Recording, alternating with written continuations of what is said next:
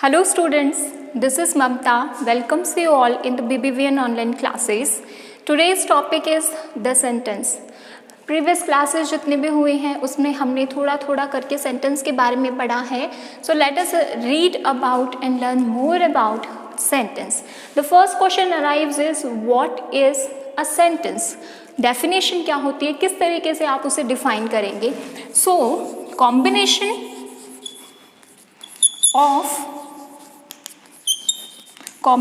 of words which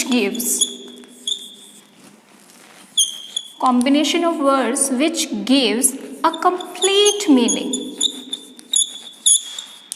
यानी कि words को इस तरीके से कंबाइन किया जाए, इस तरीके से अरेंज किया जाए कि वो आपको एक पूरा कंप्लीट मीनिंग दे, तो उसे हम क्या कहेंगे, सेंटेंस कहेंगे.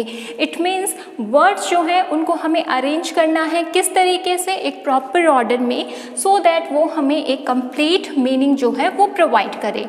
लाइकवाइज इफ आई से I bought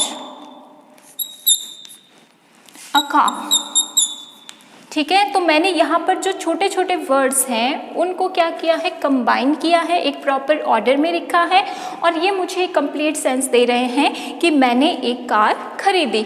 now the sentences are divided in 4 parts, or you can say that there are 4 parts of sentences according to their function.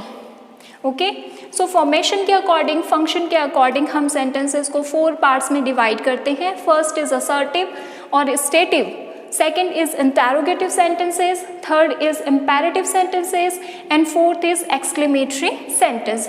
So assertive sentence जो मैंने अभी लिखा, I bought a car, it is an assertive sentence. Why so? Because it, first thing, full stop, it ends with a full stop and it begins with a full stop. तो इसी तरीके से हमारा जो सेंटेंस है उसका rule पे क्या है कि हमेशा कैपिटल लेटर के अकॉर्डिंग किससे शुरू होते हैं और किसी ना किसी मार्क पर ख़त्म होते हैं, चाहे वो फुल स्टॉप का मार्क हो, चाहे एक्सक्लेमेशन का मार्क हो, चाहे वो क्वेश्चन मार्क हो. इन दोनों के बारे में हम फर्दर पढ़ेंगे. अभी हम पढ़ते हैं फुल स्टॉप के बारे में.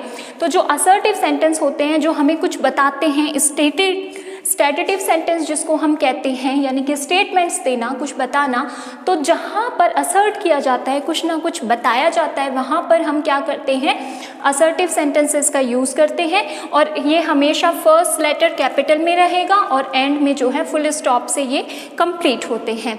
The second one is interrogative sentence. Interrogative sentence are used to ask questions. Okay, like what are you doing, and then question mark. तो इट मीन्स ये स्टार्ट किससे होते हैं, फर्स्ट वर्ड इनका हमेशा कैपिटल होता है, ends with the question mark. तो जहाँ पर आपको क्वेश्चन मार्क दिखता है या आप जो है कोई क्वेश्चन वाला सेंटेंस बनाना चाहते हैं, किसी से क्वेश्चन पूछना चाहते हैं, तो वहाँ पर हम इस तरीके के सेंटेंसेस का यूज़ करते हैं. We can recognise them easily, ठीक है, क्योंकि क्वेश्चन मार्क हमें दिख जाता है. या फिर have you done with your work, and then question mark. It means ये जो है हेल्पिंग वर्ब से भी शुरू होते हैं. First letter as you can see capital में है, एंड में मैंने क्वेश्चन मार्क लगाया है. सो इस तरीके से, इस तरीके के जो सेंटेंसेस होते हैं उनको हम इंटेरोगेटिव सेंटेंसेस में काउंट करते हैं. Then the next one, that is imperative sentence. Imperative sentence जो है इनको हम आज्ञासूचक वाक्य भी कहते हैं, ठीक है, और मेनली ये कंडीशंस में यूज़ किए जाते हैं. कंडीशंस मैंने 3 लिखी हैं जिसमें ये यूज़ किए जाते हैं. First is order, second is advice, and third is request. यानी कि जो इम्पेरेटिव सेंटेंस हैं वो क्या करेंगे, कंडीशन में यूज़ किए जाएंगे. फर्स्ट इज़ ऑर्डर, सेकंड है हमारा एडवाइस देना, यानी कि किसी को सलाह देने के लिए, और थर्ड कंडीशन है रिक्वेस्ट. लाइकवाइज ऑर्डर अगर देते हैं तो ये क्या करने के लिए हम कहते हैं, अगले को कुछ ना कुछ काम करने के लिए कहते हैं.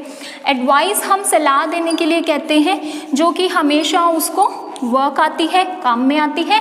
और रिक्वेस्ट हम क्या करते हैं कि हम किसी से रिक्वेस्ट करते हैं जिसमें हम काइंडली या फिर प्लीज़ वर्ड्स का यूज़ करते हैं। ओके, सो इम्पेरेटिव सेंटेंसेस जो हैं वो 3 कंडीशंस में यूज़ किए जाते हैं। फर्स्ट इज़ ऑर्डर देने के लिए, एडवाइस करने के लिए या रिक्वेस्ट करने के लिए। सो इस तरीके के जो सेंटेंस होते हैं उन्हें हम किस में काउंट करते हैं? इम्पेरेटिव सेंटेंस में। फॉर एग्जाम्पल, ऑर्डर देने के लिए अगर मैं लिखती हूँ bring me a glass of water, यानी कि मेरे लिए एक पानी का गिलास लेकर आओ। ठीक है, सो फर्स्ट लेटर देख सकते हैं कैपिटल में है और एंड जो है वो फुल स्टॉप से हुआ है। अब यहाँ पर फुल स्टॉप आना या फिर एक्सक्लेमेशन का मार्क आना डिपेंड ऑन द सेंटेंस, दोनों मार्क आते हैं, लेकिन अकॉर्डिंग टू हमारे सेंटेंस इसमें केवल फुल स्टॉप का मार्क लगेगा तो हमारा ये कंप्लीट सेंटेंस बन गया। ठीक है, और हमें इससे एक कंप्लीट मीनिंग भी मिल रहा है कि मैं ऑर्डर कर रहा हूँ, किसी को करने के लिए कह रहा हूँ, डू करने के लिए कर रहा हूँ, क्या कि मेरे लिए एक ग्लास पानी का लेकर आओ। एडवाइस, एडवाइस अगर मैं करती हूँ तो मैं लिखती हूँ डोंट प्लक द फ्लावर्स, यानी कि फूल मत तोड़ो। ठीक है, डी कैपिटल लिखा है मैंने, एंड में मैंने फुल स्टॉप लगाया है और मेरा कंप्लीट मीनिंग आ रहा है कि फूल जो है वो मत तोड़ो। और रिक्वेस्ट, रिक्वेस्ट में हम लिख सकते हैं kindly do this for me, ये मेरे लिए कर दो।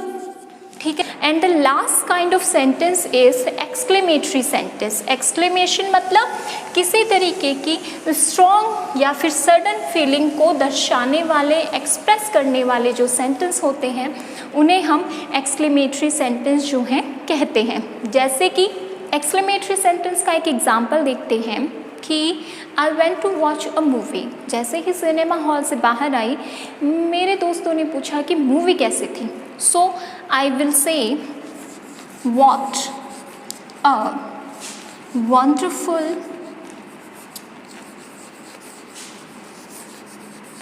मूवी, एंड देन एंड में एक्सक्लेमेशन का मार्क। यहाँ पर भी जो फर्स्ट लेटर है वो कैपिटल आएगा और एंड में एक्सक्लेमेशन का मार्क आएगा।